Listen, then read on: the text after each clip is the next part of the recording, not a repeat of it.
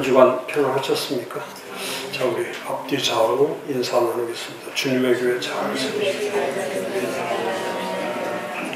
지난주에 이어서 계속 성경에서 말씀하는 핵심, 성경에서 말하는 세 가지의 핵심 언어. 제가 첫 번째, 구원받은 사람들에게 중요한 것이 첫 번째가 소명이에요. 소명과 사명에 대한 확신이죠. 소명과 사명에 대한 확신.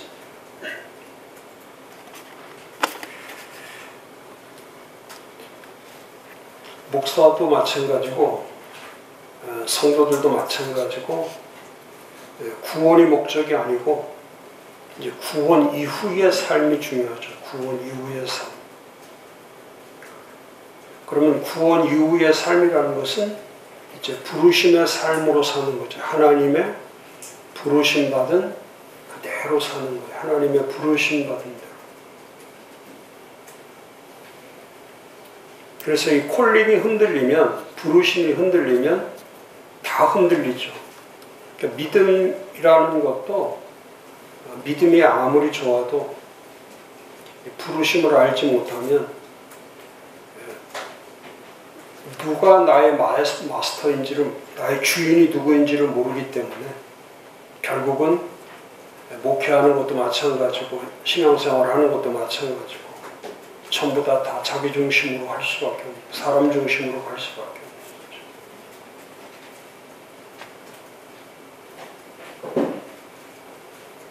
거죠. 한국교회의 최대 위기는 점점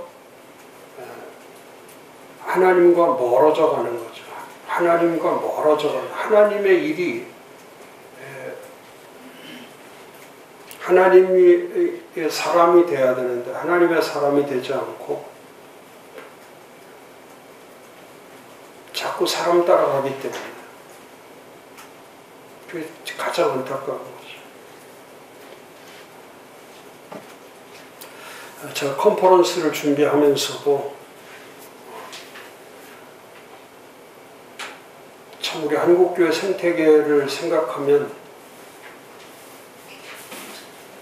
이렇게 열정을 가지고 해야 되는데 자꾸 허탈감이 드는 게 그런 거죠.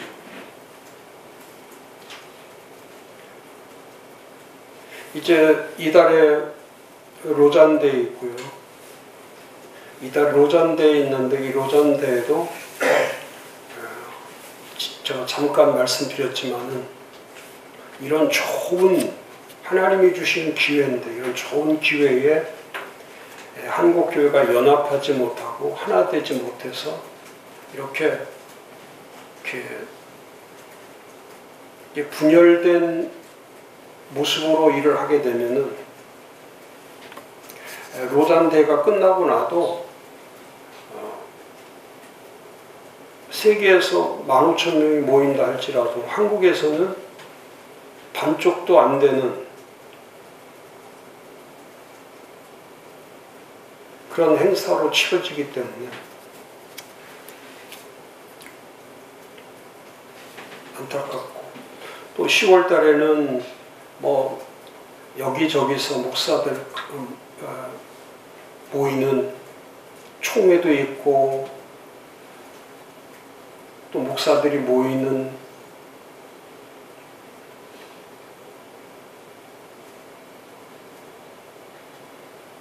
결국 이제 그런 거를 목사님들이 그런 걸 기대할 수밖에 없는 상황이 되어버린 거죠.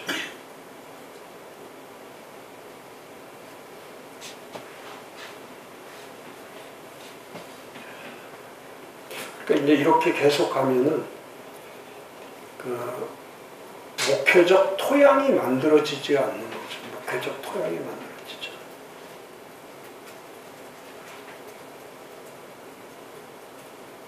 벌써 9월 달이면은 2025년 목회를 위해서 준비를 해야 되는데 교회도 준비해야 되고 목사도 준비해야 되고 준비 없이는 가장 중요한 게 그거예요. 열정과 플러스 준비예요. 열정과 passion and preparation. 그러니까 이 열정과 플러스 준비만 돼 있으면은 모든 일들이 성취력이 있는 거죠. 성취력이. 액츄먼트가 있는 거예요. 성취력이 있는 거예요.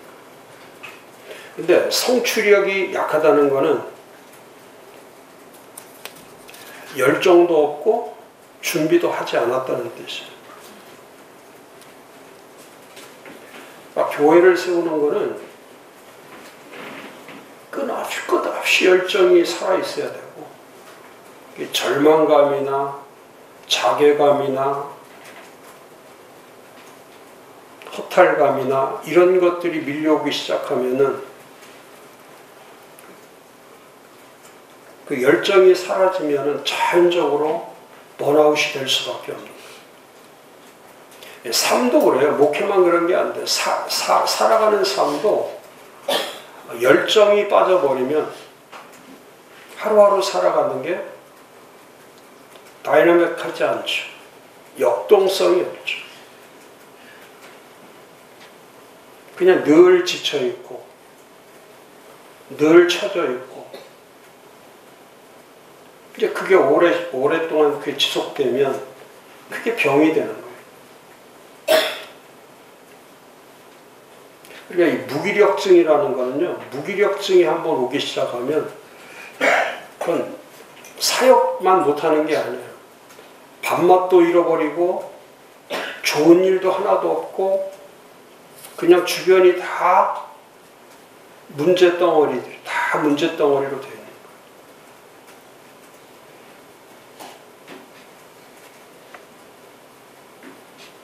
근데 살아있는 때 뒤에도 제가 말씀드리겠지만은 결국은 이제 교회인데 그 교회를 세워갈 때에 무슨 교회로 부름을 받았느냐 이게 중요하다. 교회도 소명이 있는 거예요. 목사님들 마음대로 교회를 세우는 것이 아니라 부르신 소명대로 교회를 세울 때 그 교회가 그 소명에 의한 열정이 살아있는 거예요.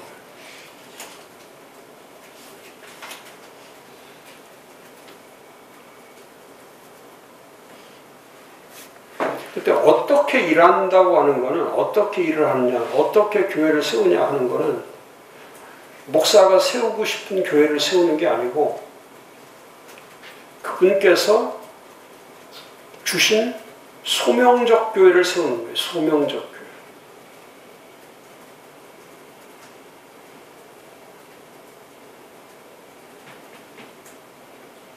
이 교회라는 거는 카리스마틱 바디예요. 카리스마틱 공동체, 커뮤니티. 카리스마틱이라는 것은 선포적 교회, 선포된 교회, 선포적 교회. 저희 이번 컨퍼런스 때도 그 자료가 나오겠지만은 왜 카리스마틱 처치냐, 왜 카리스마틱 바디냐, 왜 카리스마틱 커뮤니티냐. 선포적이고 이게 선포적 교회가 되지 않으면 이미 말씀으로 계시돼서 이미 선포된 교회를 세우는 거지 하나의 모델과 프로그램을 만들어가는 게 아니에요. 제자도가 된다는 것은 프로그램화 시키는 게 아니죠. 목회를 프로그램 짜는 것으로 생각하면 큰일 나죠.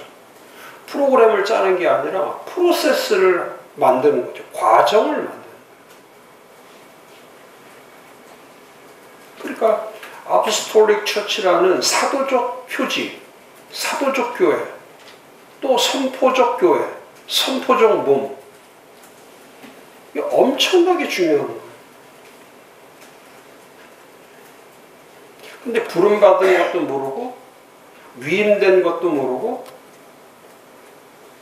교회는 세워져 있는데 제가 오늘도 그 말씀 많이 드리겠지만은 눈에 보이는 교회는 아무리 예배라도 눈에 보이는 예배가 중요한 것이 아니라 눈에 보이지 않는 예배가 중요한 거예요.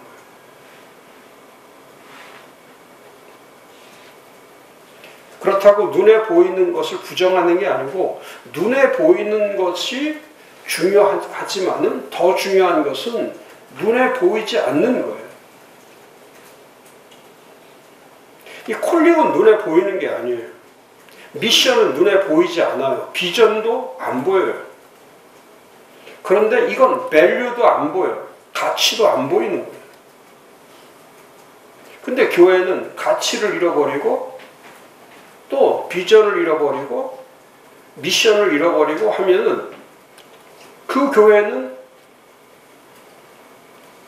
존재 가치가 없는 것과 같은 거예요.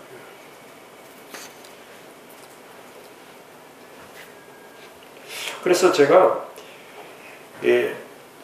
사도행전교회를 하라는 의미가 그겁니다. 우리 부름받은 대로 세우는 교회를 사도행전교회라고 하는데 사도행전적 교회, 액츠처치를 왜 해야 되냐? 거기에 그대로 드러나 있기 때문에 그리스도가 드러나 있기 때문에 그리스도로 세워진 교회이기 때문에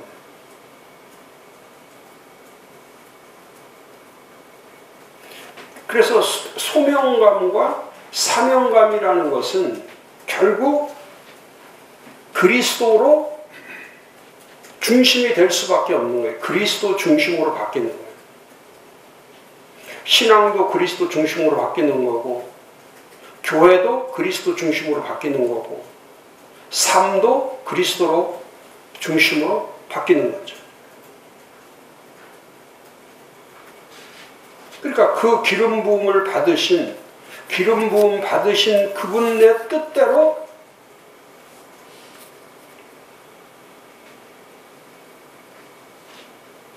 세울 수밖에 없는 거죠.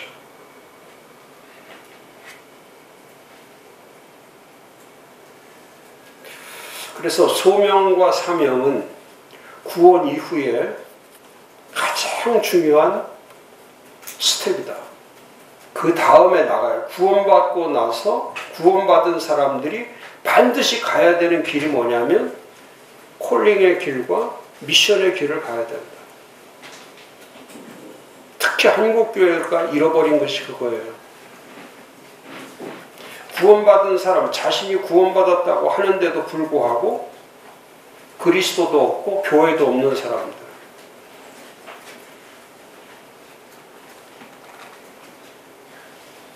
그러니까 교회라고 하는 교회와 신앙이라고 하는 것이 이게 전부 다 연결되어 있지 않기 때문에 그리고 결국 가면은 이렇게 제도나 전통이나 조직으로만 갈 수밖에 없는 거예요. 그거 지키다가 새 교회는 한 번도 세워보지 못하는 거예요.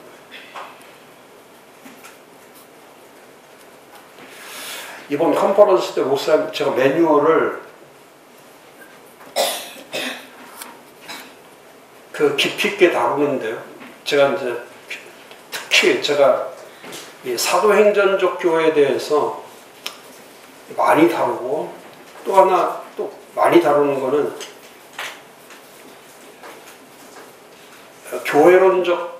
교회론으로 보는 말씀에 대해서 깊이 다루고 그 다음에 또 깊이 다루는 거는 지금 미국 교회가 4년 동안에 하나님이 사용하신 교회에 대한 12교회를 다 분석하고 탐색하고 제가 스터디해서 그 교회들이 가지고 있는 눈에 보이지 않는 것, 눈에 보이는 게 아니고 눈에 보이지 않는 거를 제가 깊이 다루는 거예요.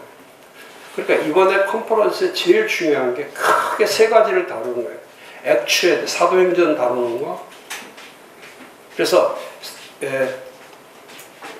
이 사도행전 액추를 할 때는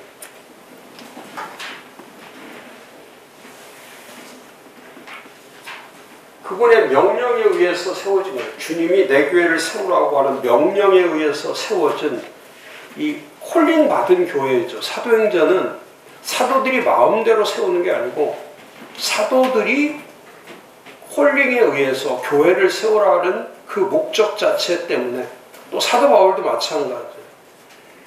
사도 바울을 포함해서 그 교회를 세우라고 할 때 그 교회는 신앙이 여기서 만들어지는 거예요. 이게 하나하나가 다 사도행전에서 이게 다 만들어지는 거예요. 신앙도 사도행전의 신앙으로 세우는 거예요. 사도행전의 믿음. 그러니까 복음서의 제자와 사도행전에 나오는 제자는 그게 어느 정도 다르냐면, 예수님을 따라다니는 제자에서 사도행전의 제자는 그야말로 그리스도의 명령을 끝까지 이행하는 제자를 만드는 거예요. 유능한 제자가 아니고, 뭐 믿음 좋은 제자를 만드는 게 아니고, 그리스도의 명령을 이행하는 자, 그리스도의 명령의 이행자들이 그게 참 제자가 되는 거예요. 그리스도의 명령의 수행자, 그리스도의 명령의 이행자. 그 액추처치 할 때에 경험해야 될 경험이 있거나, 사도행전의 경험이 있어. 이따 말하겠지만. 그러면 사도행전의 신앙이라고 하는 거는 다른 데서 볼 수 없는 신앙을 얘기하는 거예요. 사도행전의 신앙을 가져라, 사도행전의 믿음을 가져라 하는 거는 사도행전이 아니면 볼 수 없는 거. 그 엄청난 고난과 그 엄청난 박해와 그 엄청난 순교 속에서도 조금도 굴하지 않고, 조금도 두려워하지 않고,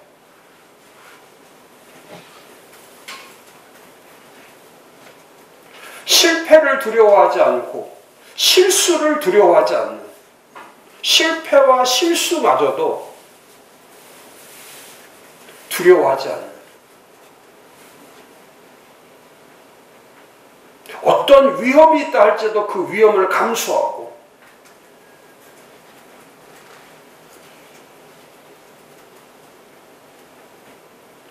그러니까 사도행전의 신앙은 모든 것을 극복해 나갈 수 있는 신앙이 되는 거예요. 사도행전의 믿음은, 그러니까 그 믿음 안에서 일곱 집사들이 세워지는 거고, 그 사도들이 그 엄청난 훈련 가운데서 그런 사람들이 만들어진 거예요. 어느 때는 개인적으로, 어느 때는 그룹으로, 어느 때는 팀이 되어서, 어느 때는 바디로, 어느 때는 공동체로. 그러니까 이 개인이든 그룹이든 팀이든 공동체든 누구이든 상관없이